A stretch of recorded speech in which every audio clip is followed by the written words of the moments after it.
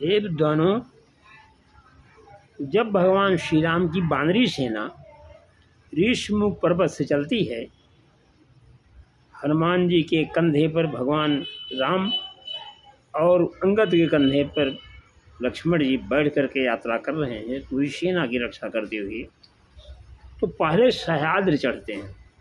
अब जितने लेखक हैं वो सह्याद्री जा ही नहीं रहे हैं, सीधा लंका का रास्ता पकड़ लिया तो केवल मलयगिरी पड़ेगा। सह्याद्री चढ़े, फिर सह्याद्री से मलयगिरी पे चढ़े। अब मलयगिरी के बाद महेंद्र जो दक्षिणी केरल में 2 महेंद्र पर्वत पाए जाते हैं, उस पर चढ़ करके फिर समुद्र के किनारे जा कर के रामेश्वर द्वीप में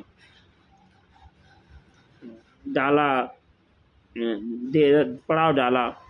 ऐसा है।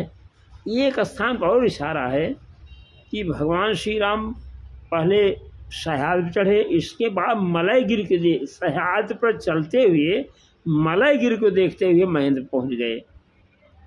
तो ये पोजीशन जहाँ से मलयगिरी दिखाई पड़ता है सह्याद्री से, वो हमें लोगों ने बताया। फिर मैं वहाँ से पहले मैं सह्याद्री से मलयगिरी चढ़ा और फिर मैसूर होकर मैं बंगलौर गया। बंगलौर से लंका की यात्रा करना था, हमको शो देखना था, नहीं तो आगे बढ़कर मैं आता पूरा करके रामेश्वरम से आता चेन्नई। तो हम कहे नहीं, अब ये दिखाई पड़ रहा है तो इसको हम देख लें, क्योंकि मैं वनगमन मार्ग आपको प्रस्तुत कर दिया, जनकपुर यात्रा प्रस्तुत कर दिया। केवल अब हमारे पास भगवान श्री राम का बाल गमन यानी ननिहाल यात्रा जो है वो बहुत है। मैं इसको खूब ढूंढ लिया हूँ, उसको मैं क्रमबद्ध में किलोमीटर देते हुए मैं लिखूँगा और बहुत शीघ्र उसको भी मैं प्रस्तुत कर दूँगा 1-2 साल के अंदर। एक चीज़ और आप समझ लीजिए कि वनगमन में जो 35 शिला मैंने दिया, कहाँ से? पन्ना से अहवा, डांग जिला अहवा गुजरात के बीच में जो 35 शिले हैं, जहाँ भगवान राम 10 स्थानों पर टिक करके सभी ऋषियों के पास गए, यानी 10 चौमासा बिताया 10 वर्ष में। तो ये मैं नोट कर चुका हूँ। और एक बार पुनः